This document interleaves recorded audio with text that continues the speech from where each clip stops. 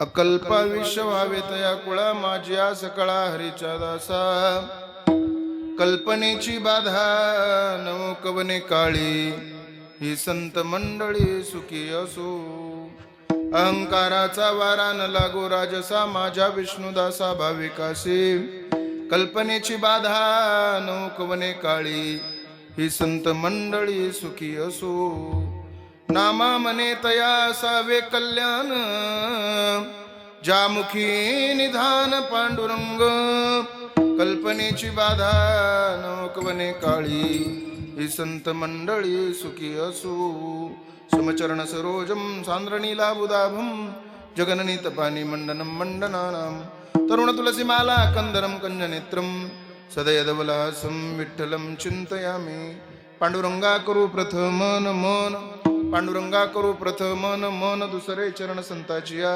त्यांच्या कृपादाने कथेचा विस्तारू बाबाजी सद्गुरु दास तुका जयांचे केलिया स्मरण होय सकळ विद्येचे अधिकरण तेची वंदू श्री चरण श्री गुरूंचे ते नमस्कारोनी आता ओम नमो ज्ञानेश्वरा ओम नमो ज्ञानेश्वरा करुणा करा दयाळा तुमचा अनुग्रह लादलो पावन झालो चराचरी मस्तक हे पायावरी या वारकरी संतांच्या सेवेलागी सेवक झालो तुमच्या लागलो निज चरणा चले आओ जी पवन कुमार हमारे हरि कीर्तन में चले आओ जी पवन कुमार हमारे हरि कीर्तन में चले आओ जी पवन कुमार हमारे हरि चले आओ जी पवन कुमार हमारे हरि कीर्तन में राम जी को लाना लखन जी को लाना राम जी को लाना लखन जी को लाना राम जी को लाना लखन जी को लाना राम जी को लाना लखन जी को लाना लेके आओ सारा परिवार हमारे हरि कीर्तन में चले आओ जी पवन कुमार हमारे हरि कीर्तन में चले आओ जी पवन कुमार हमारे हरि कीर्तन में चले आओ जी पवन कुमार हमारे हरि कीर्तन में हे दुख भंजन मारुति नंदन हे दुख भंजन मारुति नंदन सुन लो मेरी पुकार पवन सुत विनती बारंबार पवन सुत विनती बारंबार पवन सुत विनती बारंबार पवन सुत विनती बारंबार पवन सुत विनती बारंबार पवन सुत विनती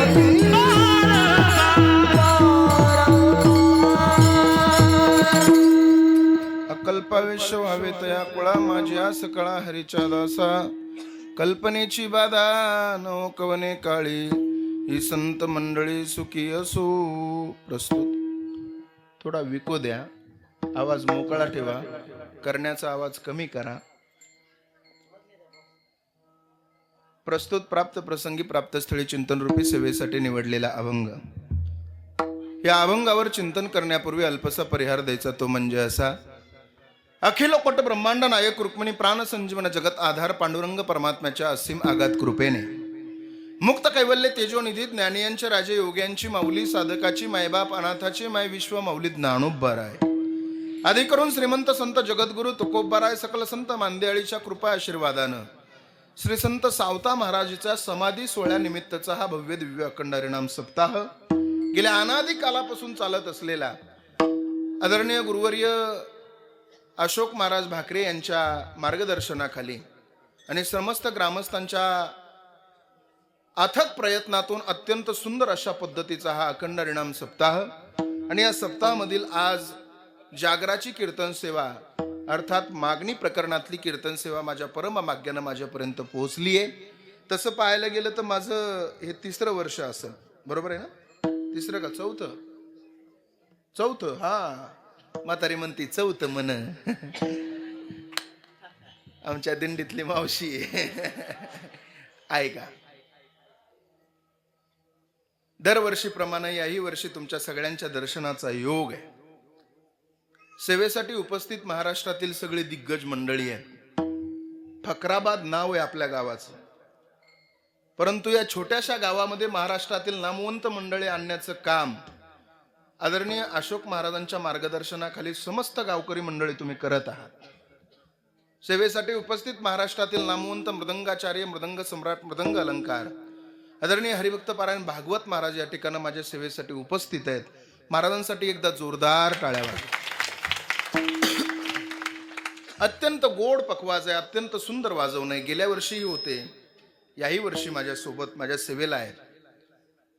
त्याचबरोबर गाण्याची साथ करण्यासाठी महाराष्ट्रातील नामवंत गायनाचार्य, संगीत विशारद, संगीत अलंकार आदरणीय हरिभक्त पारायण निवृत्ती महाराज या ठिकाणी उपस्थित आहेत. तेवढ्याच ताकदीचं, तेवढ्याच तोलामोलाचं गाणं ज्यांचं आहे ते आदरणीय हरिभक्त पारायण, संगीत विशारद, संगीत अलंकार समाधान महाराज या ठिकाणी आहेत. या जोडीसाठी एकदा जोरदार टाळ्या वाजवा. सेवेसाठी उपस्थित आदरणीय सखाराम महाराज यांची ही सुंदर अशी वारकरी शिक्षण संस्था उपस्थित आहे. या पोरांसाठी एकदा जोरदार टाळ्या वाजवा. वा. सेवेसाठी उपस्थित पेटी वादक आहेत. युट्यूब चॅनलवाले लाईव्ह नाही ना? हा, आमचे आपल्याच गावचे, बरोबर ना? हेच गाव आहे ना? नान्नज, बरोबर. महाराजांच्या दिंडीमध्ये सेवा करण्यासाठी येत असतात.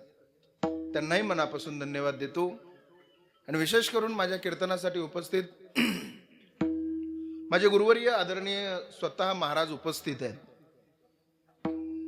आज उभं नको दादा, साऊंड सिस्टम साठी टाळ्या वाजवा गाड्या एकदा चांगल्या. वाढवू नका, वरचं कमी राहू द्या. नाही, ज्याला आवाज येत नाही हो का, इथं जागा आहे म्हणा, पुढे या. ऐका, अत्यंत सुंदर माईक सिस्टम आहे. सिस्टमवाल्याला सुद्धा मनापासून धन्यवाद देतो. स्वतः महाराज माझ्या कीर्तनाला उपस्थित आहेत. खऱ्या अर्थानं महाराष्ट्रभर रोज कीर्तन आहेत आम्हाला. पण ज्यांच्या माझ्या आयुष्यामध्ये ज्यांच्यामुळं मला ही परमार्थाची वाट दिसली ते आदरणीय महाराज आहेत. माझ्या जीवनातला पहिला टाळ मी ज्यांच्याकडे शिकलो ते आदरणीय महाराज आहेत. बरेचसे लोक म्हणतील माऊली महाराजाला आम्ही महाराजांपासून आळंदीला गेलो. आमच्या आळंदीचे गुरुवर्य सांगतील की माऊली महाराजांना आम्ही कीर्तन शिकवलं. पण महाराष्ट्रात असे एकच महाराज आहेत, अशोक महाराज, की ते असं सांगू शकतात माऊली महाराजाला काय, माऊली महाराजाच्या बापाला सुद्धा मी भजन शिकवलंय. आणि माझ्या वडिलांना सुद्धा भजन महाराजांनी शिकवलेलं आहे. चला, मुंबई सारख्या प्रांतामध्ये राहून उभं महाराष्ट्र फिरण्याचा योग त्यांच्या आशीर्वादानं, कृपा आशीर्वादानं माझ्या जीवनामध्ये संपन्न झालेला आहे. सेवेला सुरुवात करायची, सगळ्यांना मनापासून धन्यवाद देतो. तसं फकराबाद माझ्यासाठी काही लई नवीन गाव नाही. या गावातली बरीचशी माणसं दरवर्षी मला गेल्या 15 वर्षापासून दिंडीमध्ये भेटतात. महाराजांची पैठणला दिंडी, फकराबादचं नाव पुढंच आहे. पंढरपूरला दिंडी, फकराबादचं नाव पुढंच आहे. तिथं प्रत्येक दिंडीतल्या प्रत्येक कार्यक्रमात फकराबादची माणसं सगळ्यात पुढं असतात. म्हणून फकराबाद आमच्यासाठी काही नवीन नाही. म्हणून सगळ्यांना मनापासून धन्यवाद देतो. आणि सेवेला सुरुवात करण्या अगोदर सगळ्यांना एकच विनंती आहे, थोडा आवाज कमी करा, मॉनिटरचा सुद्धा. सर्वांना एकच विनंती आहे की सर्वांगाचे कान करून कीर्तन ऐका. आज मी तुमच्यासाठी नवीन नाही, तुम्ही माझ्यासाठी नवीन नाहीत, आणि कीर्तन सुद्धा आपल्यासाठी नवीन नाही. म्हणून सर्वांगाचे कान करून कीर्तन ऐका. एका साधूच्या समाधी सोहळ्यानिमित्तचा हा भव्य दिव्य अखंड हरिनाम सप्ताह असेल. आणि त्या साधूचा समाधी सोहळा आपल्याला पाहायचा असेल तर गोड भजन केलं पाहिजे. विठाला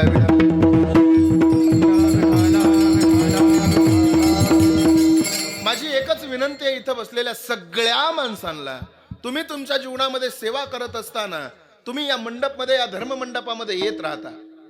कोणी टाळ वाजवण्याची सेवा करतं, कोणी कीर्तन करण्याची सेवा करतं, कोणी वर्गणी देण्याची सेवा करतं, कोणी अन्नदान करण्याची सेवा करतं. कदाचित तुमच्या वाट्याला एखादी सेवा याच्यातली येत नसेल तर एक काम करा, या रोज सगळ्यात अगोदर या मंडपमध्ये येत चला. आल्याच्या नंतर चटई टाका. या चटईवरला एखादा केर कचरा साईडला पडलेला असला तर बाजूला काढा. चटई आथरण्याची सेवा तुमच्या वाट्याला येऊ द्या. तुमच्या वाट्याला एखाद्या अन्नदानाची सेवा येऊ द्या. तुमच्या वाट्याला एखाद्या वेळेला वर्गणी एखाद्या वेळेला कमी पडली तर जास्त द्यायचा वेळ आली तर तुमच्या वाट्याला सेवा येऊ द्या. कदाचित ही सेवा तुमच्या वाट्याला येत असताना हे चटया उचलण्याची सेवा तुम्ही करत असताना या सोशल मीडियाच्या कॅमेऱ्यात तुम्ही कैद कदाचित वजा होताल. या कॅमेऱ्यामध्ये तुमचा कदाचित कोणी फोटो घेणार नाही. पण एक सांगू का तुम्हाला, जर चटया उचलताना या कॅमेऱ्यामधून जरी तुम्ही चुकलात ना, तरी सावता महाराजाच्या कॅमेऱ्यामधून तुम्ही कधीच वजा होणार नाहीत. ही गोष्ट प्रत्येकानं ध्यानात ठेवा. आपण आपल्या जीवनाची सेवा करत असताना, समर्पण करत असताना अत्यंत भावनेने या मंडपामध्ये समर्पण केलं पाहिजे. अर्थात आपल्याला सावता महाराजांच्या कॅमेऱ्यामध्ये कैद व्हायचंय. अहो, या सोशल मीडियाच्या जमान्यामध्ये कुठं फोटो काढत बसता? हा सोशल मीडियाच्या जमान्यामध्ये काढलेला फोटो एक दिवशी तुमच्या घरातल्या भिंतीवर, त्या फोटोवर हार घालण्यात येणार आहे. पण सावता महाराजाच्या कॅमेऱ्यातला फोटो मात्र तुम्हाला वैकुंठाची वाट दाखवणार आहे. म्हणून माझी विनंती असेल की समर्पण करत असताना भावनेने समर्पण करत चला. आज सावता महाराजांच्या समाधी सोहळ्यानिमित्तच माझं कीर्तन सेवा आहे असं समजा. सेवेसाठी निवडलेला अभंग महाराष्ट्रातले थोर संत आहेत. विवेक ज्यांच्या घरी पाणी भरत होता, भक्तीचा वसा घेऊन जे कुटुंब वारकरी संप्रदायाच्या पावनभूमीमध्ये उदयाला आलेलं होतं, सातत्याने भविष्य काळावर दृष्टी ठेवून वर्तमान काळ चांगल्या पद्धतीने कसा जगायचा तुमच्या आमच्या सामान्य जीवाला ज्यानं समजावून सांगितलं, अज्ञानाचं खंडन करून ज्ञानाचं मंडन केलं आणि देवाच्या जवळ जाऊन प्रेम संपादन केलं, असे प्रेममूर्ती नामदेवराय यांचा 4 चरणाचा अभंग आहे. अभंग अत्यंत सुंदर आहे. या अभंगामध्ये नामदेवराय देवाच्या भक्ताला अकल्प आयुष्य मागतात. तसं पाहायला गेलं तर समाधी सोहळा सावता महाराजांचा आहे, पण या समाधी सोहळ्याच्या सप्ताहामध्ये नामदेव महाराजांचा सुद्धा समाधी सोहळा येतो बघा. पण नामदेव महाराजाचा आणि सावता महाराजाचा पारमार्थिक दृष्टिकोनाचा प्रचंड विरोधाभास आहे. विरोधाभास असा आहे की नामदेवराय पंढरपूर सोडून कधी बाजूला जात नाही आणि सावता महाराजांकडे देव आल्याशिवाय राहत नाही. थोडा मोकळा करा, आवाज कमी ठेवा, पण मोकळा राहू द्या थोडा. विडाला विडाला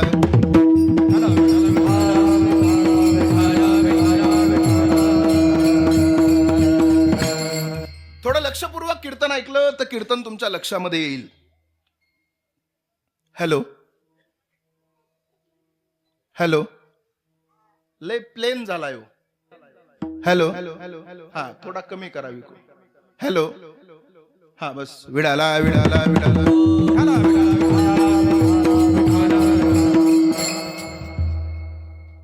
तसं पाहायला गेलं तर नामदेवराय पंढरपूर सोडून कधी बाजूला गेले नाही आणि सावता महाराजांकडे देव आल्याशिवाय राहिला नाही.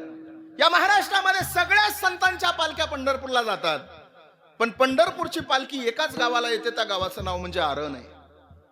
मी नेहमी कीर्तनामध्ये सांगत असतो, देवाची सेवा करण्याच्या अगोदर साधूची सेवा करायला शिका. हे जगत एक कोर्ट आहे. तुम्ही आम्ही आरोपी आहोत. देव हा जज आहे आणि संत हे वकील आहे. आपल्याला जर या संसाराच्या कोर्टातून मुक्त व्हायचं असेल तर आपल्याला संत नावाच्या वकिलाचं बोट पकडावं लागेल. मी नेहमी सांगत असतो, तुम्ही देवाच्या चरणावर कदाचित डोकं नाही ठेवलं तरी चालेल, पण संताच्या समाधीवर डोकं ठेवल्यानं तुमच्या जीवनाचं कल्याण झाल्याशिवाय राहणार नाही. ही गोष्ट प्रत्येकानं ध्यानात ठेवा. मी नेहमी सांगत असतो की माणूस जन्माला आल्याच्या नंतर 5व्या दिवशी सटवी त्याच्या कपाळावर त्याचं प्रारब्ध लिहिते. बरोबर बोलतोय ना मी? माणूस जन्माला आल्याच्या नंतर 5व्या दिवशी सटवी त्याच्या कपाळावर त्याचं प्रारब्ध लिहिते. पण तेच कपाळ जर तुम्ही आरणला जाऊन श्री संत सावता महाराजाच्या समाधीवर टेकवलं ना, तर सटवीने लिहिलेलं प्रारब्ध सुद्धा बदलवण्याची ताकद माझ्या सावता महाराजाच्या समाधीमध्ये. ही गोष्ट प्रत्येकानं ध्यानात ठेवा. फक्त संताच्या समाधीवर तुमचं कपाळ टेकलं पाहिजे. बदलली आमची प्रारब्ध. रोज ज्ञानोबारायाच्या समाधीवर कपाळ होतं आमचं. 7वी नापास असणाऱ्या कीर्तनकाराच्या सुद्धा कलेक्टरला पाया पडावा लागतं. ही ज्ञानोबारायाच्या कृपेची ताकद आहे. कधीतरी याचा विचार आपण प्रत्येकानं केला पाहिजे.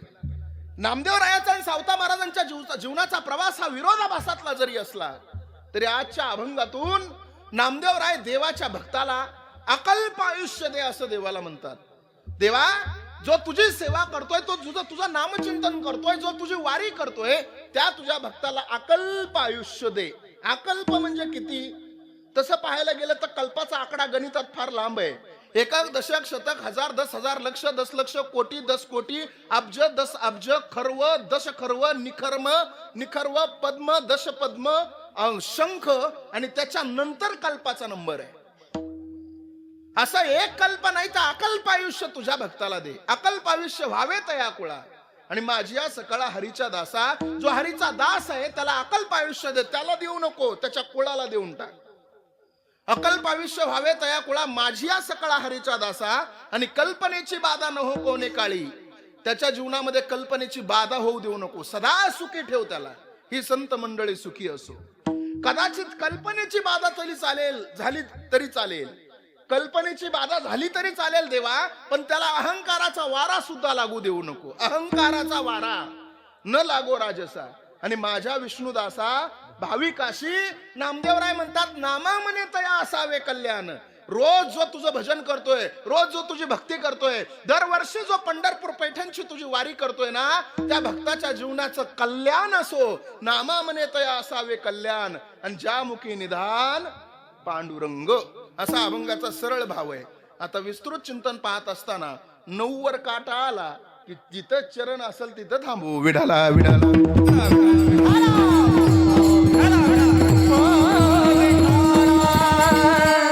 कीर्तन थोडं लक्षपूर्वक ऐका, फार महत्वाचं बोलतो. ही चिल्लर बसती ना शेवटपत अशीच उठत नाही ना. हा, मी पोरांना वैतागून आलेलो आहे, खरं सांगतो तुम्हाला. मी पहिला शिक्षक आहे, शाळेमध्ये मी थोडं शिकवत होतो. आता आमचे गुरुबंधू, आमच्या महाराजांचे चिरंजीव सुद्धा शिक्षक आहेत. पोरं काय असतात फक्त त्यांना विचारा. एकदा आमची शाळा शॉर्ट सर्किटनी शाळा पिटली. आमची 2 वर्ग पेटले, 2. आमच्या वर्गात एक राम्या नावाचा अगुचर पोरगा होता. वर्ग 2 पेटले. आम्ही सगळे पाणी हांडे घेऊन, कोणी हांडा घेतय, कोणी तांब्या घेतय, सगळे वर्ग विजवायला. आणि राम्या पटांगणात जाऊन नाचायला लागला.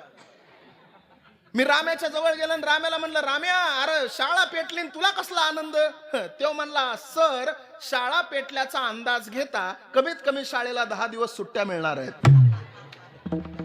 अरे म्हणलं, राम्या, शाळा पेटली, तुला कसला आनंद झालाय?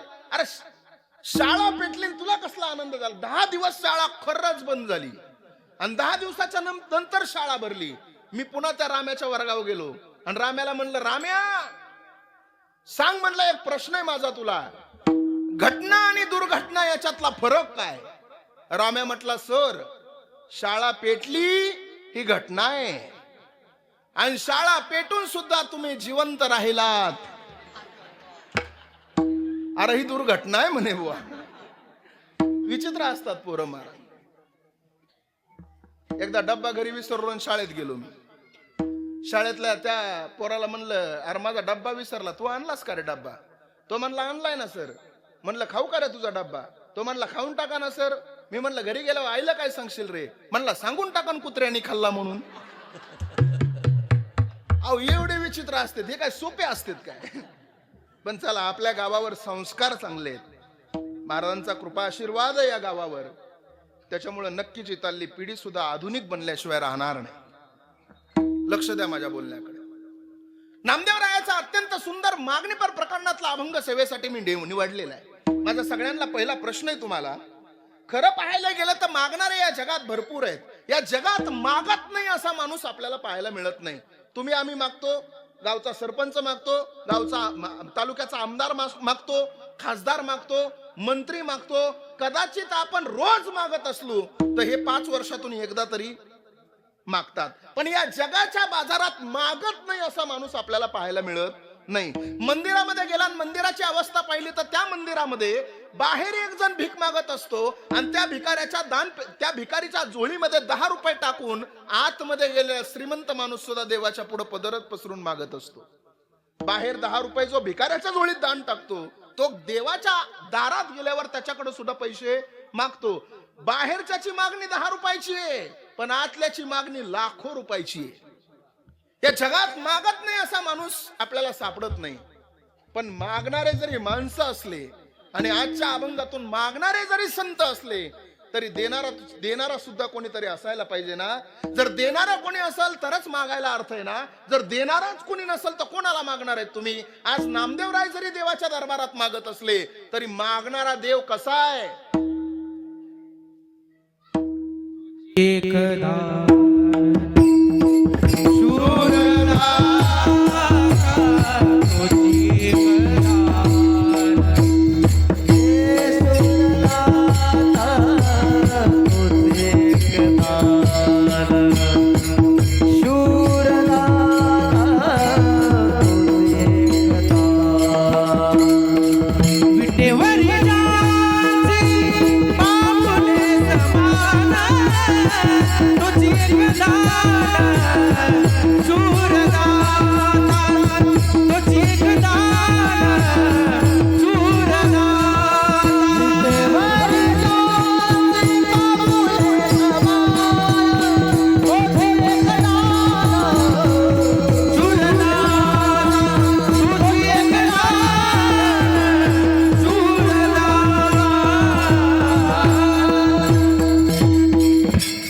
विटेवरी ज्याची पाऊले समान आणि तोची एक दान शूरदाता. पंढरपूरचा पांडुरंग परमात्मा हा दानशूर दाता आहे आणि त्या पांडुरंगाकडे मागण्यासाठी ही संत मंडळी नेहमी गेलेली आहे. नामदेवराय या अभंगामध्ये मागतात, तुकोबाराय हेच दान देगा देवा म्हणतात. प्रत्येक संतांना देवाच्या दरबारात मागणी मागितलेली आहे. पण एक सांगू का तुम्हाला, देणारा दाता सुद्धा हा धर्मानं देतो का स्वभावानं देतो याच्यावर अत्यंत महत्वाचं आहे. थोडं लक्ष द्या बोलण्याकडे, विक्षेप होईल असं कोणी वागू नका.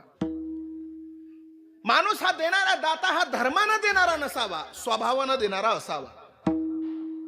कशाला म्हणायचं धर्मानं देणं आणि स्वभावानं देणं? सांगतो ऐका. महाभारतामध्ये एका सामान्य माणसाच्या घरात त्याची आई मरण पावली आणि तो सामान्य माणूस धर्माच्या दरबारामध्ये गेला आणि त्या सामान्य माणसानं धर्माला सांगितलं, धर्मा माझी आई मरण पावलेली आहे, मला तिची शेवटचे अंत्यविधी पार करायचा आहे, अंतिम संस्कार करायचा आहे, मला तिच्यासाठी लाकडं पाहिजे, तू मला लाकडं दे. धर्मराजानं हाताखालच्या सेवकाला सांगितलं, सेवका जा बाहेरून या माणसाला लाकडं देऊन दे. सेवक बाहेर गेला, लाकडं बघितले पण रात्री पाऊस पडल्यामुळे लाकडं ओलीचिंब झाली होती. सेवक पुन्हा धावत धर्माच्या दरबारात आला आणि सेवकानं सांगितलं, धर्मा अरे रात्री पाऊस पडलाय धर्मराजा, त्या पावसानं लाकडे ओलेचिंब झालेले आहेत, याला देण्यासाठी आपल्याकडे लाकडं नाहीत. धर्मराजा म्हटला याचकाला, त्या जो मागायला आला होता त्या याचकाला धर्मराजा म्हटला, माझी तर अंतकरणातून प्रचंड इच्छा आहे तुला लाकडं देण्याची, पण रात्री पाऊस पडल्यामुळे लाकडच ओली आहेत, तुला लाकडं देऊ कशी? तसा तो याचक सामान्य माणूस निघाला, तो कर्णाच्या दरबारात गेला. दुसरा दिवस उजाडला आणि दुसऱ्या दिवशी देव धर्मराजाच्या घरी आले आणि धर्मराजाला विचारलं देवानं, धर्मा अरे रात्री काल कोणी आलतं का? धर्म म्हटला, देवा काल एक याचक आला होता, त्याची आई मरण पावली होती आणि त्याच्या आईच्या अंतिम संस्काराला त्याला माझ्याकडून लाकडं पाहिजे होती, पण पाऊस पडल्यामुळे लाकडं ओली झाली होती देवा, पण आज लाकडं वाळलेत, त्याच्या आईच्या अंतिम संस्काराला लाकडं पाहिजे असतील तर घेऊन जा म्हणावं त्याला. देव म्हटला, नाही नाही, त्याचा आईचा अंतिम संस्कार पार पडला. देवा पार पडला, कोणी दिले लाकडं? देवानं सांगितलं, अरे धर्मा कर्णानं लाकडं दिली. धर्म म्हटला, देवा पुन्हा कर्ण? अरे आमच्यापेक्षा दानशूर सारखा कर्णच दानशूर कसा असतो? अरे पाऊस या हस्तिनापुरामध्ये पडला, नुसता माझ्या दारात पडला नाही, कर्णाच्याही दारात पाऊस झाला असेल ना, मग माझ्या दारातली लाकडं ओली तर कर्णाच्या दारातली लाकडं वाळली कसं काय असू शकतात? देव म्हणला, नाही रे धर्मा, लाकडं तर कर्णाच्या बी दारातली ओली होती, पण ज्या वेळेला कर्णाच्या दारामध्ये तो याचक गेला ना, त्या याचकानं सांगितलं, कर्णा माझ्या आईचा अंतिम संस्कार करायचा आहे, मला लाकडं पाहिजेत, पाऊस झाल्यामुळे बाहेर सगळी लाकडं ओली चिंब आहेत. त्यावेळेला कर्ण म्हटला, काळजी करू नको, मी ज्या पलंगावर बसलोय तो चंदनाचा पलंग आहे, हा चंदनाचा पलंग तोडून याची लाकडं काढून घेऊन जा, माझी झोप उद्या होईल, पण तुझ्या आईचा अंतिम संस्कार उद्या होणार नाही. याला स्वभावातलं दान, याला स्वभावातलं दान म्हणतात. आणि त्यावेळेला देव म्हणतात, अरे धर्मा तुझं दान हे धर्मातलं आहे आणि कर्णाचं दान हे स्वभावातलं आहे. विढाला विढाला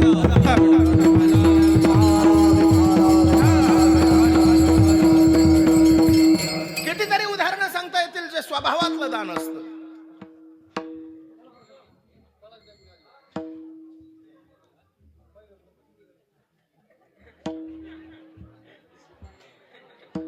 असं अरे संपले का नाही अजून? विढाला विढाला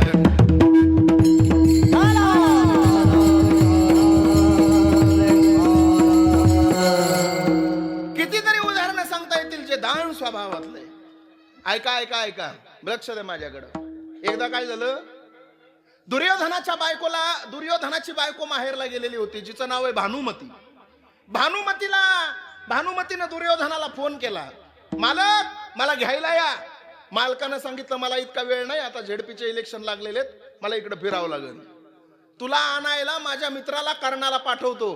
कर्ण भानुमतीला आणायला गेला, त्यावेळेला कर्णानं भानुमतीला रथामध्ये टाकलं आणि कर्ण हस्तिनापुराच्या देशाने निघाला. पण मधी एका ब्राह्मणाच्या मुलीचं लग्न लागत होतं. कोणीतरी सांगितलं की कर्ण प्रचंड दानशूर आहे, तुझ्या मुलीला जर काही मागायचं असेल तर कर्णाला जाऊन माग. तो ब्राह्मण रथाला आडवा उभा झाला आणि ब्राह्मणानं काय सांगितलं माहितीये का, कर्णा आज मला तुझ्याकडे दान मागायचंय. कर्ण म्हटला अरे मी रथात आहे. ब्राह्मण म्हटला मला काही माहित नाही, मला माझ्या मुलीचं लग्न झालंय, माझ्या मुलीला दागिने पाहिजेत. कर्ण म्हटला अरे मी रथात आहे, माझ्याकडे दागिने नाही, तू उद्या ये. तो ब्राह्मण म्हटला कर्णा माझा एक स्वभाव आहे, मी एकदा एखाद्या माणसाकडे गेलो मागायला की पुन्हा जात नाही. कर्ण म्हटला माझा बी स्वभाव आहे, आजपर्यंत माझ्या दरबारातून कोणी रिकाम्या हाताने परत गेलंच नाही. कर्णानं विचार केला रथात आहे मी, मागायला ब्राह्मण आलेला आहे, भूदेव आलेला आहे, माझ्याकडे तर द्यायला काही नाही. पुन्हा बुद्धी चालवली, माझ्याकडं नाही म्हणून काय झालं, आणि पाठीमाग बघितलं, भानुमतीच्या गळ्यात सोनं दिसलं. भानुमतीला कर्ण म्हटला वहिनी ते सोनं काढा आणि देऊन टाका या ब्राह्मणाला. लाल बुंद डोळे करून दुर्योधनाच्या बायकोनं कर्णाकडे बघितलं आणि कर्णाला सांगितलं ए माझ्या बापाच्या घरचं सोनं आहे, बाई जीव देईन पण सोनं नाही देणार. माझ्या बापाच्या घरचं आहे. नाही नाही म्हणे द्यावा लागल वहिनी. आणि योगायोगानं मित्र आहे, आपल्या नवऱ्याचा मित्र आहे, कुठं विरोध करावा म्हणून गळ्यातलं भानुमतीनं सगळं सोनं काढलं आणि कर्णाला देऊन टाकलं. स्वभावातलं दान सांगतो. त्या कर्णानं देऊन टाकलं सोनं. रथ हस्तिनापुरात गेला, भानुमती रथातून खाली उतरली, तन तन तन तन करत महलात गेली. दुर्योधन समोर उभा होता. दुर्योधनाला म्हटली काय कळतं का तुम्हाला, असले कसले मित्र केलेत, याला का मित्र म्हणतात का, अर्ध्यात रथ अडवला, माझ्या गळ्यातलं सोनं काढून दिलं त्या बामणाला, याला काय मित्र म्हणतात का. तो म्हटला शांत हो, बरं झालं त्या ब्राह्मणानं मुलीसाठीच मागितलं, मुलासाठी नाही मागितलं. आणि तो पुढे येऊन म्हणला असता माझ्या मुलाला मुलगी नाही, बायको नाही, देऊन टाकला असतं तुला यांनी त्याला बी. जरा शांत बस. स्वभावातलं दान आहे करण्याचं. तसा माझा देणारा दानशूर देव सुद्धा स्वभावातलं दान देतो. वाटप आहे उभा बेटीची आवडी, तो वाट बघतो आपली आपण मागण्यासाठी.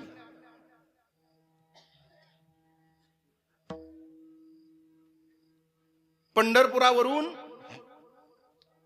जवळच लवळ नावाचं गाव आहे. त्या लवळ गावामध्ये कुर्मदासाची समाधी आहे. कुर्मदास तिथं थांबले होते. एक दिवशी पंढरपुरावरून नामदेवराय आणि पंढरपूरचा पांडुरंग परमात्मा लवळला कुर्मदासाकडे आला. कुर्मदासाची भेट घेतली आणि तिथून काही अंतरावर आरण नावाचं गाव आहे. खरं सांगू का तुम्हाला, सावता महाराज हे असे संत आहेत. सावता महाराजाची भक्ती म्हणजे काय कलियुगातली भक्ती नाही. सावता महाराज हे त्रेतायुगापासून द्वापार युगापासून कलियुगापर्यंतचा प्रवास आहे त्यांचा. त्रेतायुगामध्ये ते सीतेचे बाप आहेत, त्यांचं नाव जनक आहे. द्वापार युगामध्ये ते कृष्णासोबत पेंदे आहे, ते सावता महाराज आहेत. आणि कलियुगामध्ये तेच सावता महाराज आहेत. ऐका लक्षपूर्वक, सावता महाराज म्हणजे आत्ताचे संत नाहीत. पहिल्यापासून परंपरेनुसार सावता महाराजांचा जन्म होत आलेला आहे. सावता महाराज सगळ्यात जास्त कर्माला प्राधान्य देणारे आहेत. सावता महाराजांना समस्त त्या काळातली सगळी अंधश्रद्धा बाजूला सावता महाराजांना काढलेली आहे. सावता महाराज सांगत होते तुमच्या कर्मामध्ये देवाला पहा, म्हणून तर सावता महाराजांना शेतामध्ये कांदा मुळा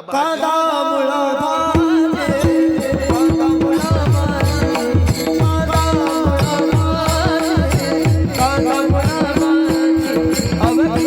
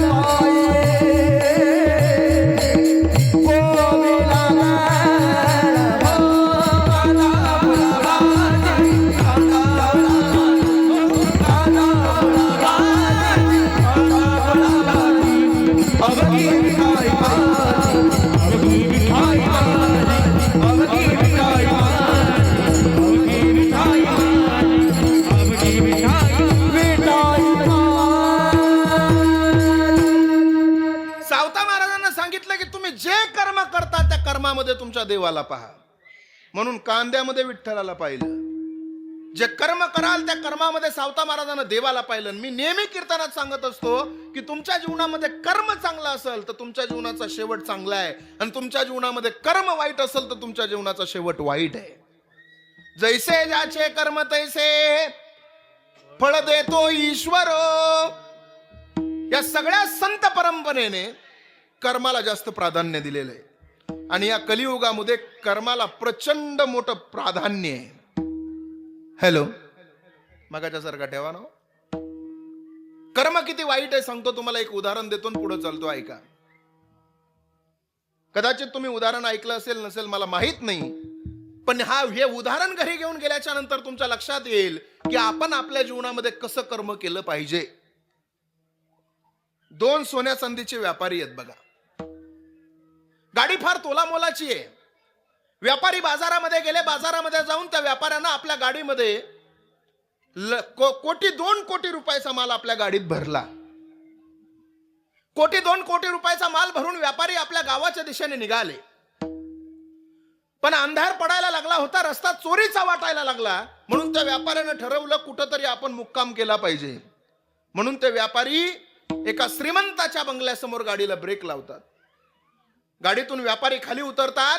त्या व्यापाऱ्यांनी श्रीमंताच्या बंगल्यातल्या आतमधल्या मालकाला आवाज देतात, मालक बाहेर या.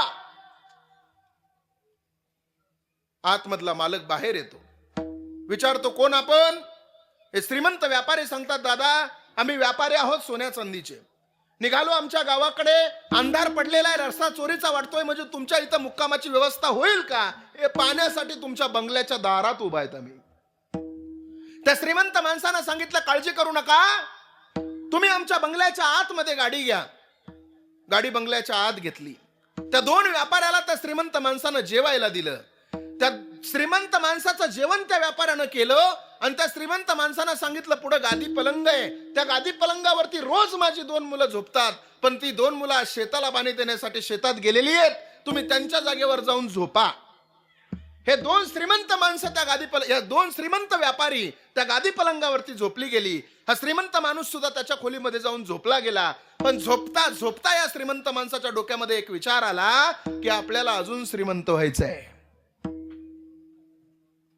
म्हणून त्या श्रीमंत माणसानं 4 मारेकरी बोलवली. त्या 4 मारेकरांना सांगितलं, हे पहा, आसामी फार मोठी आहे, 2 कोटी रुपयाचा माल आहे. त्या गादी पलंगावरती ते 2 व्यापारी झोपलेले आहेत. बरोबर पहाटे 4 वाजता यायचं. या व्यापाऱ्यांचा तुम्ही काटा काढायचा, अर्ध तुम्ही घ्यायचं, अर्ध मला द्यायचं. आपल्याला अजून श्रीमंत व्हायचं. सगळं काही ठरलं, पण कर्म इतकं वाईट. बरोबर पहाटे 3 वाजता शेतात गेलेली या श्रीमंत माणसाची 2 मुलं घरी आली. पाहिलं आपल्या जागेवरती कोणीतरी झोपलंय. ओ बाबा, ओ दादा, उठा, ही जागा आमची आहे. ते व्यापारी उठले. घडीमध्ये पाहिलं 3 वाजले. व्यापारी निघून गेले. त्या श्रीमंत माणसाची 2 मुलं त्या गादी पलंगावरती झोपली गेली. आणि ठरल्याप्रमाणे पहाटे 4 वाजता ते मारेकरी आली गेली, आणि त्या 2 पोरांचा काटा काढला गेला. अर्थात नाथ महाराजाकडे तो श्रीमंत माणूस गेला, आणि त्या श्रीमंत माणसानं नाथ महाराजाला विचारलं, ओ नाथ महाराज, रोज देवाची भक्ती करतो, रोज देवाचं नामचिंतन करतो, रोज तुमची पूजा करतो, पंढरपूर, पैठण, आळंदीची वारी कधीच चुकत नाही, तरी सुद्धा माझ्या घरातली तरणी भांड 2 पोरं मरावीत, असं काय पाप केलंय मी? त्यावेळेला नाथ महाराजानं फार सुंदर उत्तर दिलं, केले कर्म झाले त्याची भोगा. केले कर्म झाले त्याची भोगा.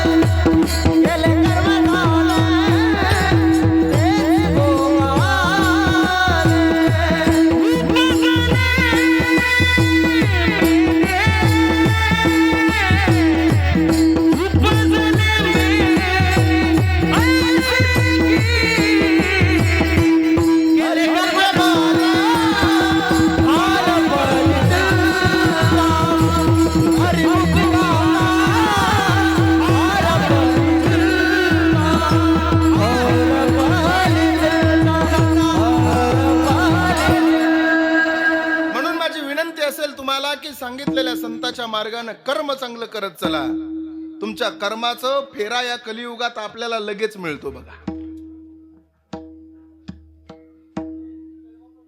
लवळ मधून आरणला नामदेवराय आणि पंढरपूरचा मालक पांडुरंग परमात्मा सावता महाराजाच्या भेटीसाठी निघाले.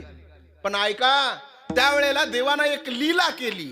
लीला अशी केली की देव म्हटले नामदेवरायाला आपण लपाछुपी खेळू.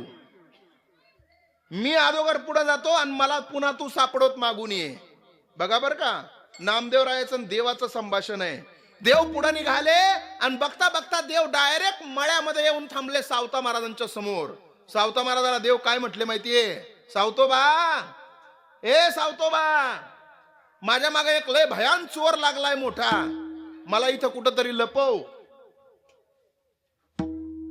बघा बर का, ज्या भक्तावर नाम देवाचं प्रचंड प्रेम आहे, ज्या भक्ताला सोडून देव एक मिनिट सुद्धा इकडे तिकडे जात नाहीत, प्रेममूर्ती म्हणून ज्या भक्ताला देवानं जवळ केलं, त्या नामदेवरायाला देव सावता महाराजाच्या समोर चोर म्हणतात.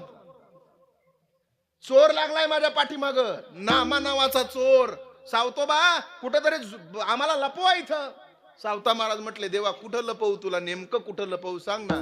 देवा, इथं लपायला जागा नाही, माझ्या कांद्यापाशी तर तू लपू नाही शकत. देवा, लपतो कुठं? नाही, कुठं तरी लपवू. सावता, नाही ना कुठं लपवायला जागा. एक काम करा सावतोबा, तुमच्या हृदयात लपवा मला. एका क्षणाचा विलंब नाही केला. शेजारी पडलेला इळा घेतला, चार दिवसांना छाती फाडली आणि आपल्या हृदयामध्ये पंढरपूरच्या मालकाला लपवलं.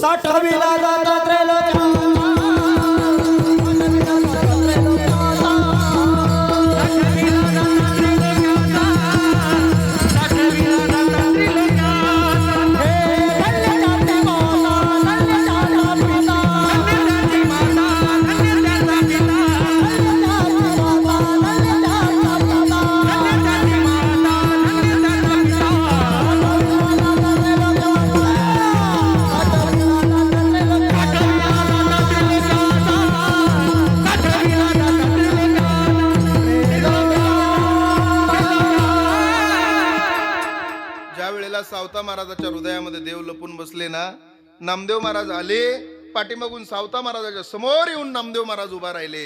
आणि नामदेव महाराज काय म्हटले माहितीये सावता महाराजाला? सावतोबा, पंढरपूरच्या देवाला पाहिलं का इकडं कुठं? सावता महाराज म्हटले, नाही पाहिलं. तुम्हाला दिसत नसलं तर तुम्ही शोधा ना. तुम्हाला आम्हाला सामान्य लोकाला देवाची ओळख ज्या नामदेवरायानं करून दिली, त्या नामदेवरायाला आज सावता महाराजाला विचारावं लागतंय, देव कुठं दिसला का? काय अधिकार आहे सावता महाराजाचा बघा.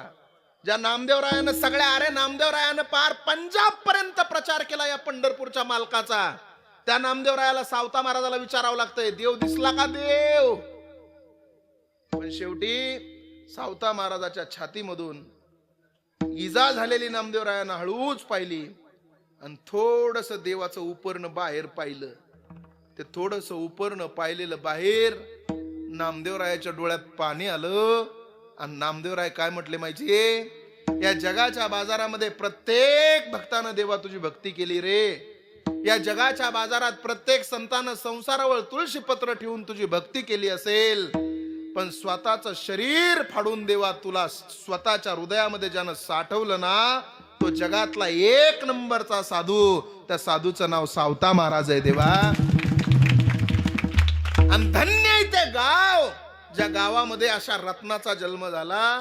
धन्य ते आरण रत्नाची ती खान, आणि जन्मला निधान सावतात. नामदेवराय पुढे म्हणतात, देवा, अरे जर एवढी निश्चिम भक्ती हे भक्त तुझे करत असतील, एवढी निश्चिम सेवा जर हे तुझे भक्त करत असतील, तर या भक्ताला अकल्प आयुष्य दे. ही विनंती आणि ही मागणी सावता महाराजांच्या समोर पांडुरंगाच्या चरणी नामदेव महाराज करतात. अकल्प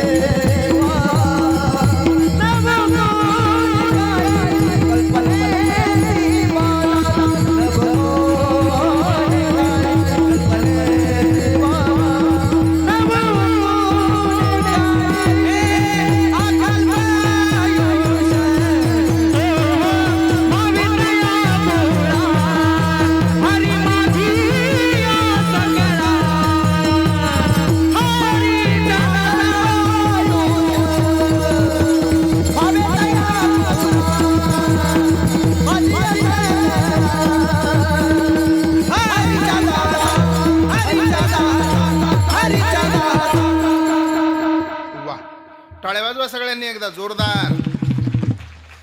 अभंगाच्या एका चरणापर्यंत आपण पोहोचलेलो आहेत. माझ्याकडे फक्त 10 ते 15 मिनिटाचा वेळ शिल्लक आहे. सगळ्यांना मोठ्या प्रेमानं भजन करा. भजन झाल्याच्या नंतर उर्वरित वेळेमध्ये थोडं अभंगाचा पुन्हा सरळ वाहण्याचा प्रयत्न करू.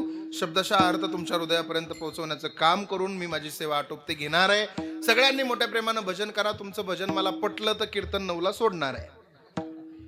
नाही तर माय कीर्तन, माय स्टाईल, माय ॲटिट्यूड, माझ्या पद्धतीने माझं कीर्तन होईल.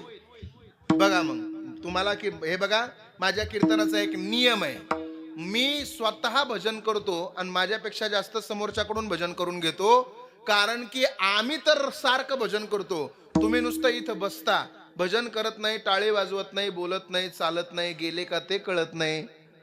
मग जर एवढे स्तब्ध बसता तर तुम्हाला काय पुण्य आहे त्याचं. म्हणून भजन तुम्ही माझ्यासोबत करा. सुरुवातीला महिला मंडळ भजन करतील, नंतर पुरुष मंडळ भजन करल. महिला मंडळ भजन करताना लाजायचं,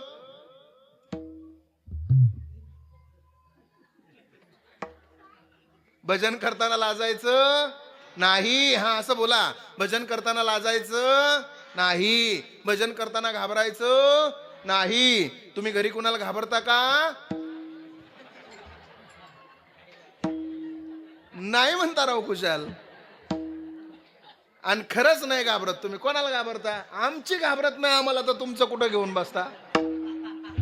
खरंच आहे बाबा. झालं असं बघा, पोळव्याचा कार्यक्रम आणि आमच्या मंडळीला सोडवायला मी सासरवाडीला चाललो. गावातून बाहेर निघलो की ती म्हटली, आज कोणता सण आहे हो? म्हटलं पोळव्याचा. ती म्हटली म्हणजे? म्हटलं बैलाचा. ती मला म्हटली, तुम्ही बी लय पांढरे दिसतात आज. म्हटलं बैल म्हणते का काय मला? तिला म्हणायचंच होतं पण म्हटली नाही. आता माझा अपमान सहन झाला नाही मला. पुन्हा ती म्हटली का हो? बैलाला सण असतो मग म्हशीला नसतो का? म्हणलं असतो ना साखरात. आता आम्हाला बोलायला काय महाराज, रोज एका गावाला येत आम्ही. तिला लय अपमान वाटला. बाबा थोडं बीडच्या जवळ गेलो आणि जवळ गेल्या बरोबर आम्हाला 2-4 गाढव गाडीला आडवे गेली. ती काय म्हटली माहितीये का मला? आता तिचा अपमान झालता. ती मला म्हटली बाबा बघा ना, म्हणली तुमचे पाहुणे. गाढवाला बघून मला, मी गाडीतून खाली उतरलो आणि म्हणलं खरंच माझे पाहुणे. राम राम सासरे बुवा, राम राम. काय करता महाराज, नाहीत बोलून देत महाराज. अवघड आहे.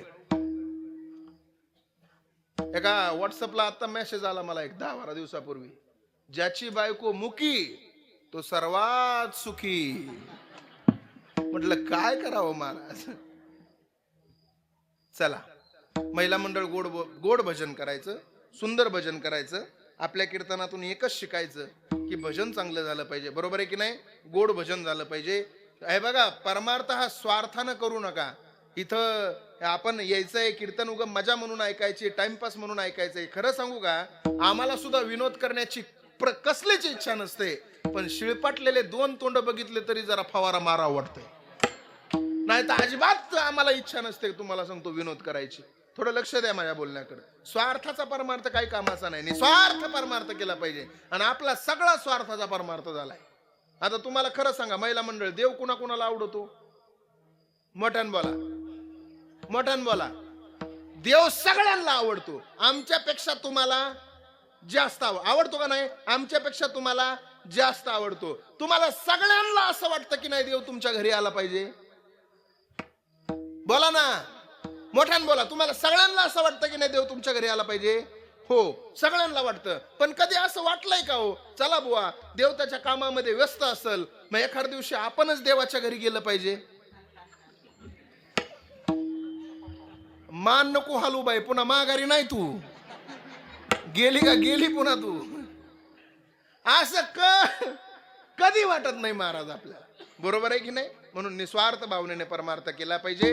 गोड भजन करा. सगळ्या मोठ्या फक्त महिला मंडळीनं माझ्या पाठीमागे म्हणायचं. म्हणा फक्त महिला. सुंदर माझे जाते ग फिरते बहुतुके,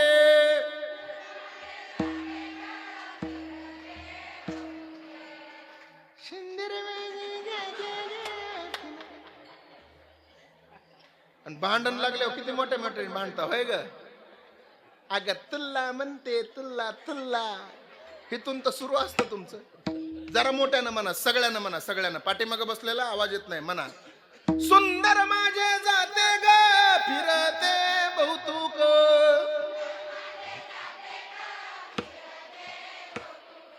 ओव्या गाऊ कौतुके तू ये रे बा विठ्ठला,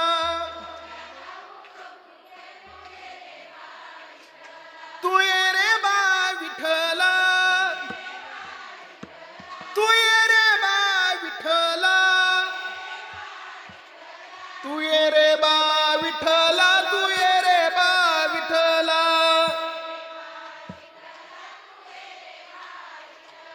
सासू आणि सासरा धीर तो तिसरा,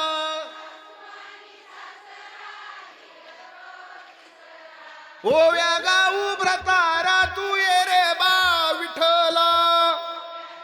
वा, तू ये रे बा विठ्ठला, तू ये रे बा विठ्ठला, तू ये रे बा विठ्ठला, तू ये रे बा विठ्ठला.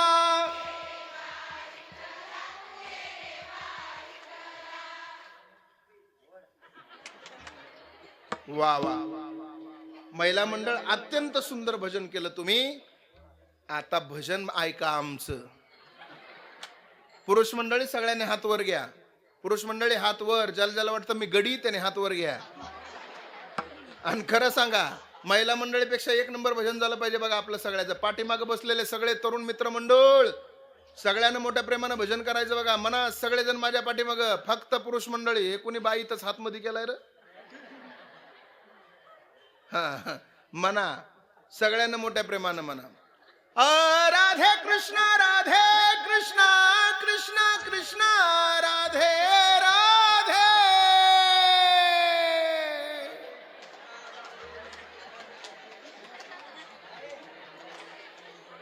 मी आलोय.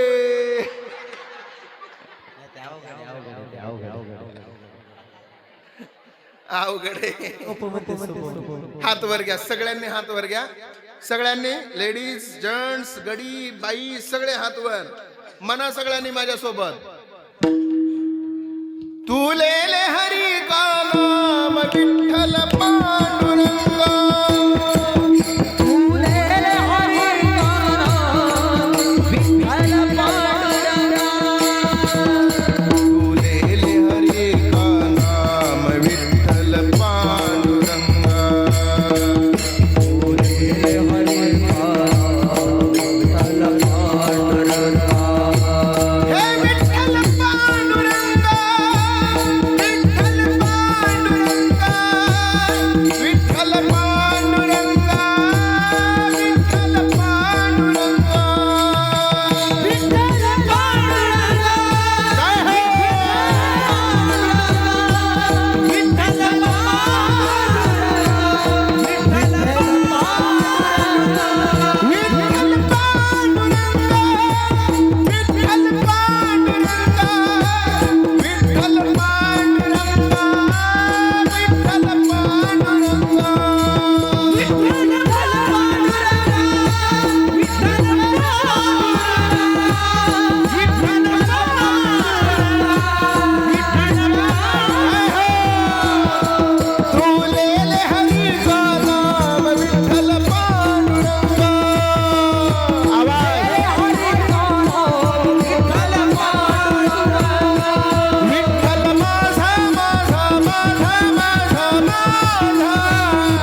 विठ्ठल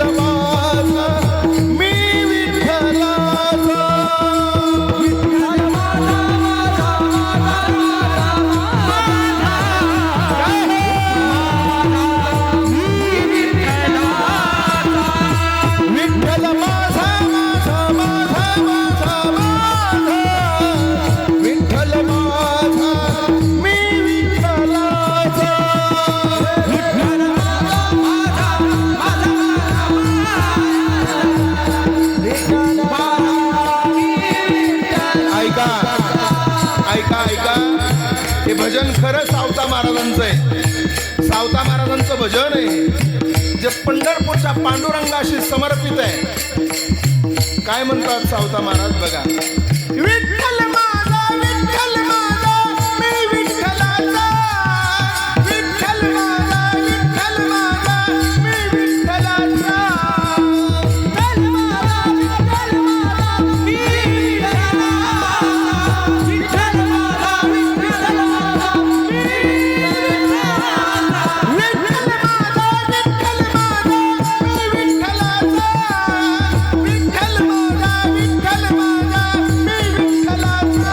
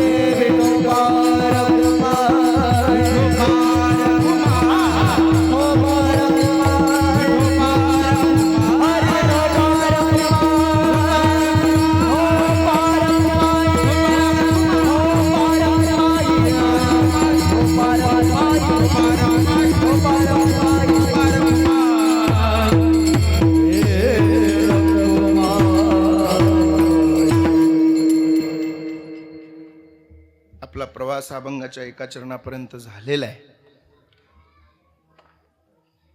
बस माझ्याकडे फक्त 5 मिनिटं वेळ शिल्लक आहे. थोडं वाढलं तर जमतंय का? महिला मंडळी हात वर करा बरं. कोणाला वाटतंय कीर्तन लगेच बंद पडलं पाहिजे?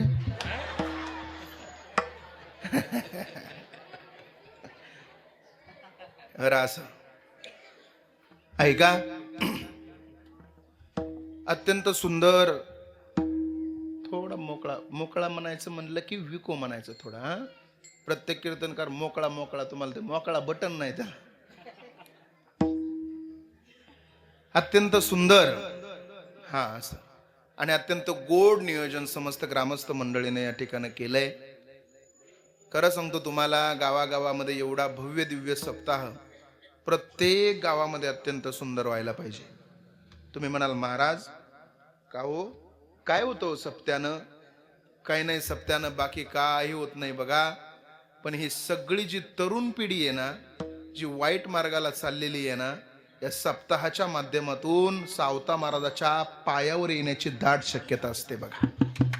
म्हणून खऱ्या अर्थानं खरं सांगतो तुम्हाला, जगाच्या बाजारामध्ये वारकरी संप्रदायासारखा महान संप्रदाय तुम्हाला कुठंच पाहायला मिळणार नाही. तुमचा हात दुखला तुम्हाला हाताचा आराम करता येईल, तुमचा पाय दुखला तुम्हाला पायाचा आराम करता येईल, तुमचं डोकं दुखलं तुम्हाला डोक्याचा आराम करता येईल, पण तुमचं हृदय दुखलं तर तुम्हाला हृदयाचा आराम करता येणार नाही. का? कारण हृदयानं आराम केला की तुमच्या शरीराची राख होईल. पायाच्या नखापासून तर डोक्याच्या केसापर्यंत सगळ्यांना आराम करू द्या, पण हृदयाला कधी आराम करू देऊ नका. कारण हृदयानं आराम केला की तुमच्या शरीराची राख होईल. जम्मू काश्मीर पासून तर कन्याकुमारी पर्यंत सगळ्यांना आराम करू द्या, पण या भारत देशाचं हृदय म्हणजे महाराष्ट्राचा वारकरी संप्रदाय. या वारकरी संप्रदायाने कधी आराम करता कामा नये. कधीच आराम करत नाही आमचा वारकरी संप्रदाय.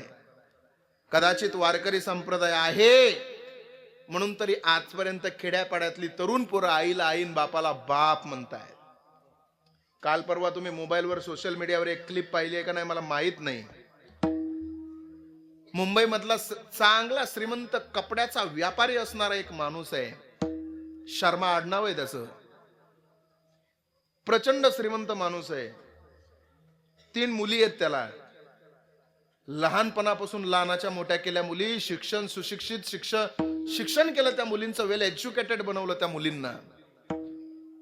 आणि त्याच पोरी संसाराला लागल्या, वेगवेगळ्या शहरामध्ये जाऊन स्थापन झाल्या. आणि शेवटी त्या बापाचा अंत्यविधी मृत्यू झाला. तर अंत्यविधीसाठी त्या पोरीनं मोबाईल वरून बापाला निरोप दिला. हो, 3 मुली त्या बापाला, पण एक मुलगी शेवटी हजर राहिली नाही. आणि तुम्ही व्हिडिओ बघितला नसेल तर तुमच्या पोराला घरी गेल्याच्या नंतर सांगा की तो व्हिडिओ दाखव म्हणावं मला. काय त्या व्हिडिओ मध्ये माहितीये? ती बाई काय म्हणते माहितीये का? मोबाईलवर बोलते ती पोरगी, समोर बापाची चिता पेटवलेली. ती पोरगी म्हणते 5100 रुपये पाठवते तुम्हाला, व्यवस्थित माझ्या बापाचा अंतिम संस्कार करून घ्या. ठेवते फोन आता मी, मला आंघोळीला वेळ झालीये, माझ्या पोराला नाश्ता करून पोराला शाळेत पाठवायचंय. आणि बापाच्या चितेचे व्हिडिओ फोटो काढून मला स्टेटसला ठेवण्यासाठी व्हॉट्सअपला पाठवा. वारकरी संप्रदाय आहे म्हणून तरी बरंय खेड्यापाड्यात. मुंबई सारख्या ठिकाणी ह्या घटना घडल्याच्या नंतर कानावर जरी पडल्या तरी कधी कधी वाटतं कीर्तनातून रोज 2 तास आईबाप लोकांना सांगावेत. माझी विनंती आहे इथं बसलेल्या सगळ्यांना, झालंय माझं कीर्तन, मी समारोपाकडे जातोय, पण जाता जाता महत्वाच्या काही सूचना देऊन जाणार आहे तुम्हाला. तेवढं लक्षपूर्वक आहे का? इथं बसलेल्या सगळ्या तरुण वर्गाने माझं कीर्तन एवढं 10 मिनिटं लक्ष देऊन ऐका. पोरांनो, जगाच्या बाजारात सगळं काही मिळेल, पण जगाच्या बाजारात आई आणि बाप नावाची वस्तू तुम्हाला पुन्हा कधीच मिळणार नाही. ज्याच्या घरामध्ये आई आणि बाप जिवंत आहेत त्या पोरानं स्वतःला भाग्यवान समजा. बाप हा असा देव आहे आपल्या घरातला. एक सांगू, तुम्ही असं पंढरपूरच्या देवाला जात असाल, तुम्ही कोणत्याही मंदिरात तुमची एखाद्या देवावर प्रचंड भक्ती असेल, तुमची एखाद्या देवावर प्रचंड श्रद्धा असेल, पोरांनो ऐका, तुम्ही त्या देवाच्या दारात जाता, त्या देवाच्या दानपेटीमध्ये दक्षिणा टाकता, त्याला नवस करता, साकडं घालता, त्यावेळेला तो देव प्रसन्न होतो तुम्हाला. पण एक सांगू, या जगाच्या बाजारात असा एक देव आहे की त्या देवाला दक्षिणेची गरज नाही, त्या देवाला काही करायची गरज नाही, त्या देवाला नवस करायची गरज नाही, त्या देवाच्या पाया पडायची सुद्धा गरज नाही. पण तरी सुद्धा तुम्ही हे काहीच न करता तुमच्या सगळ्या अपेक्षा पूर्ण करतो ना, तो देव म्हणजे तुमच्या घरातला बाप आहे. ही गोष्ट प्रत्येकानं ध्यानात ठेवा. बरीचशी लोक येतात आणि आईचं कौतुक करून जातात. आई महान आहे हो, आईला कोणी कमी समजत नाही. आई का महान आहे माहितीये? कारण करंगळी कापलेल्या वेदना आपल्याला सहन होत नाहीत, पण ज्या वेळेला शिजरची परिस्थिती असते त्यावेळेला ईदभर पोट कापून आपल्याला जन्म देते ती आपली आई असते. इथं बसलेल्या सगळ्या पोरींना सांगतो, पोरींनो खरं सांगू का, तुमचं माहेर तोपर्यंत जिवंत आहे जोपर्यंत तुमच्या माहेरामध्ये तुमचा म्हातारा बाप आणि वाट बघणारी तुमची म्हातारी आई आहे. आवाज थोडा कमी करा, करण्याचा आवाज कमी करा. नाही नाही नाही, माझा ऐका, 5 मिनिटं नाही नाही पुढे या म्हणावं, इथं जागा मोकळी आहे. माझा पूर्ण विक्षेप होईल आणि माझं 10 मिनिटाचं कीर्तन एकदम विरघळून जाईल. ऐका, जोपर्यंत तुमच्या घरामध्ये तुमचा बाप आणि तुमची म्हातारी आई जिवंत आहे वाट बघणारी, तोपर्यंत पोरींना तुमचं माहेर आहे. चटणी कुठं द्यायची गोष्ट असते, कांद्याची पात कुठं द्यायची गोष्ट असते का हो? माहेरला आलेल्या पोरीला लोणचाची भरणी कुठं बॅग मध्ये पिशवीत घालून द्यायची असते का? पण म्हातारी झालेली आई जरी असली तरी सुद्धा पोरींनो तुमची पिशवी कधीच आजपर्यंत रिकामी माहेराहून माघारी आली नाही. ही गोष्ट प्रत्येकानं ध्यानात ठेवा. आणि ज्या माहेरातली आई निघून गेली ना, ते माहेर कितीही श्रीमंत असलं तरी त्या माहेरातली पिशवी भरून येईल का नाही याची गॅरंटी मी कीर्तनात देऊच शकत नाही. म्हणून जोपर्यंत घरामध्ये आई आहे ना, तोपर्यंत त्या आईला जीव लावा. कधीतरी तुमच्या आईला समोर बसवा. पोरींनो माझी विनंती आहे तुम्हाला, कधीतरी तुमच्या आईला समोर बसवा. कॅमेरामध्ये फोटो काढून घ्या तुमच्या आईचा. तुमची आई कधी स्टुडिओ मध्ये जात नाही रे. रोज शेतात राबणारी तुमची आई कधी ती स्टुडिओ मध्ये जाऊन फोटो काढत नाही, कधीच कोणाच्या समोर जात नाही. तुमची आई नुसतं काम करत राहते ना. कधीतरी त्या आईला पुढे घ्या, कॅमेरामध्ये तिचा फोटो काढा. कदाचित तो फोटो शेवटच्याला का होईना तुमच्या कामाला येईल. तुमची आई आजपर्यंत कोणाच्या समोर पदर पसरवत नव्हती पोरींनो, पण तुमच्या लग्नाच्या वेळेला मात्र देवाच्या दारात जाऊन पदर पसरला तुझ्या आईनं आणि सांगत राहिली देवाला, माझ्या ताईडीला मी तळ हातातल्या फुडाप्रमाणे सांभाळलंय. देवा बघ माझ्या ताईडीकडे लक्ष राहू दे आणि ताईडीच्या केसालाही धक्का लागणार नाही एवढं सुंदर सोन्यासारखं सासर माझ्या ताईडीला मिळू दे.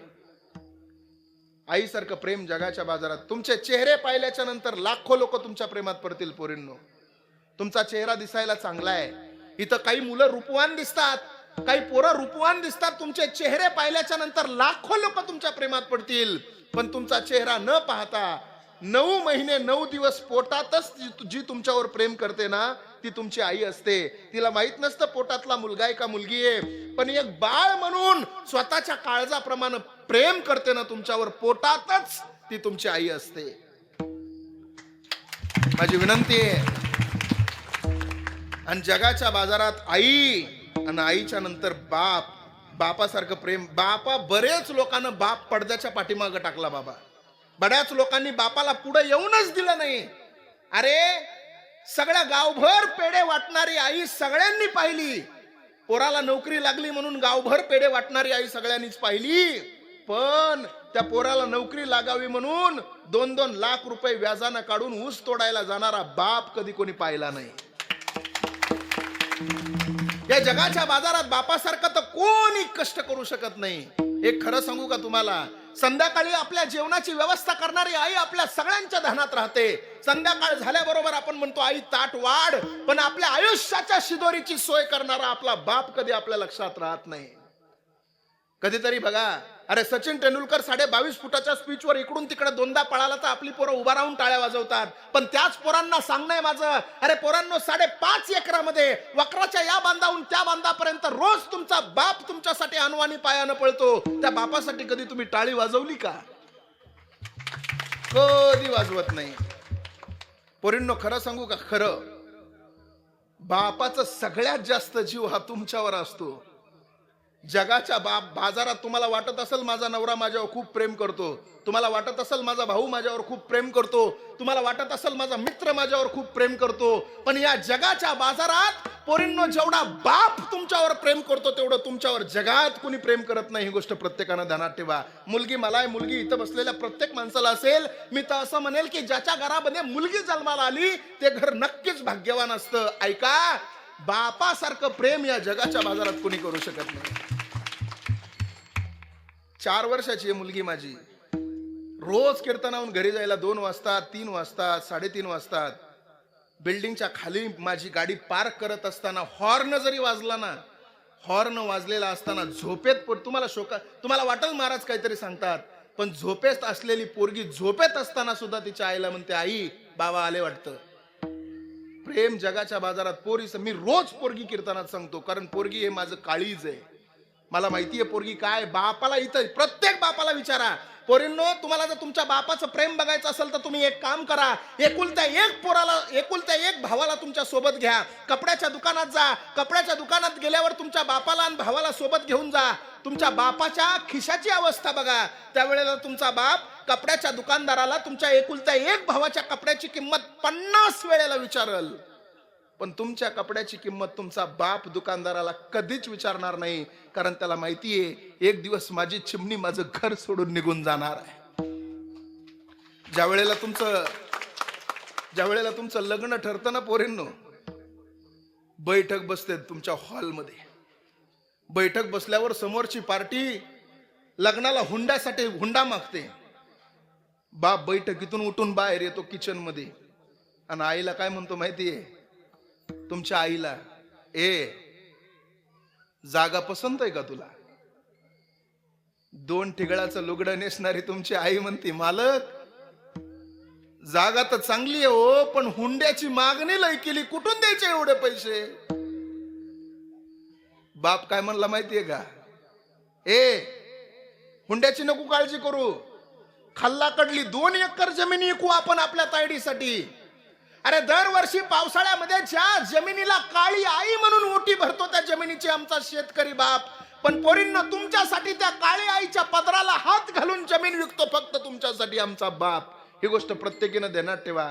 ज्या वेळेला लग्न जमतं ना तुमचं, त्यावेळेला अरे तुम्ही 5 वर्षाच्या असतापासून तुमच्या लग्नाची सोय करत असतो तुमचा बाप. पोरींनो इथं बसलेल्या सगळ्या पोरींना विनंती आहे माझी, पोरींनो काहीही करा, तुमच्या बापाला तुमच्याकडून काहीच अपेक्षा नाही रे.